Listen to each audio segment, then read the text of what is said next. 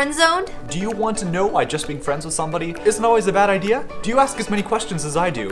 If not, stay tuned.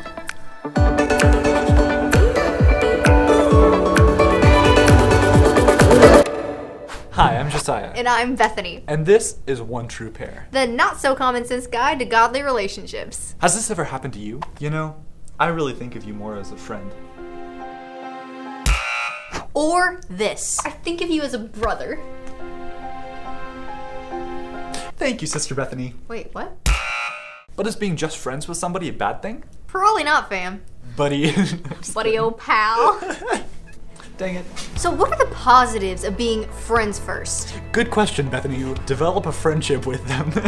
No, but that you really get to know them on a deeper level. You're not putting your best foot forward. It's a common dating philosophy that you get to know somebody while you're dating them, right? I think that's a big mistake because you're introducing feelings and emotions into it with somebody who you really don't know. It's really important to get to know somebody first as a friend because later on when, emotions start to develop and stuff, it becomes a lot more difficult to separate the two. That's why communication is so important, and you get to learn fully how someone communicates when you're friends first with them because you see them in different situations. You don't just see them on a date with you. You get to see them with their family or with the people they like, with the people they don't like. How do they respond to their teachers? How do they respond to fellow classmates? You get to see them in different situations and get to know them better as a person and not just a love interest. Now, some of you may be wondering, how do I get to know these people? Because every time I meet someone, I'm like, oh, I think I could like them as more than a friend. In community, it's really cool how you get to know someone better without having an agenda behind it. If you just get to know someone as an on-the-date thing,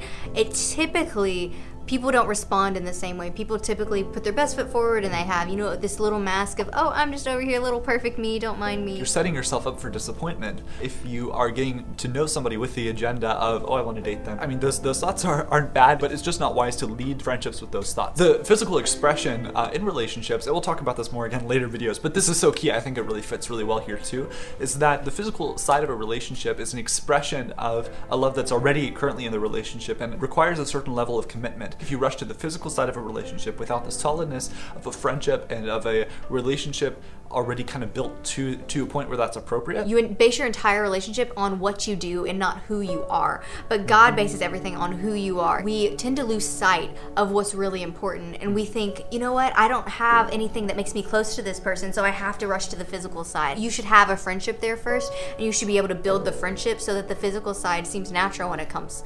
It's not I need to hold their hand so that way they feel close to me and they feel connected, but you're already connected because you have the friendship there first. I think people often see compromising as the commitment that they don't actually have there. So people typically will compromise on what they believe and what they know to be true to try to create a fake commitment. It's not real because there's nothing to back it up. Your commitment is off of what you do physically. So if that's taken away from you, there is no commitment there. Being a team with somebody for a lifetime is so much more than just superficial similarities. You're setting up your relationship for success later on in starting with a friendship. When you see someone as just a friend, you can see their flaws a lot easier than if you like someone. People compromise so easily when they like someone. They're like, oh, well, that's not that important to me.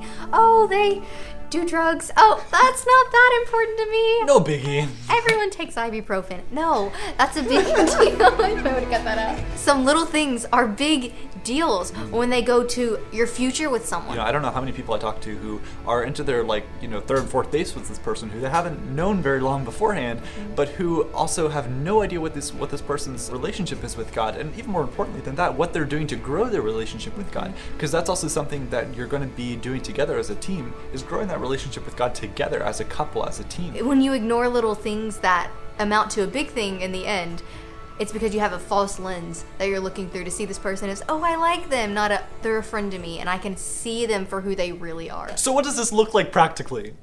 Well, how do we build friendships? We go around people, which leads us back to our last video of community. So you have to be in community to build friendships and to know people for who they are. And hey, maybe you're in a community and you see everyone else is starting to like each other. You can be the solid person that's like, no, I want to get to know these people more before liking them for reasons that I should not. And for all you couples out there who are like, well, I'm already in a relationship, we're already friends, get to know more about that person. Ask questions. Literally, lots of questions. Write down a whole list of questions and just spend a date going through every question and be like, what kind of soap do you use? I'm just kidding, that's creepy. But come up with legitimate questions. Wait, what soap do you use? Like, what's your favorite kind of popsicle? Because these things could be important later in life. You don't know. You might end up buying like avocado popsicles.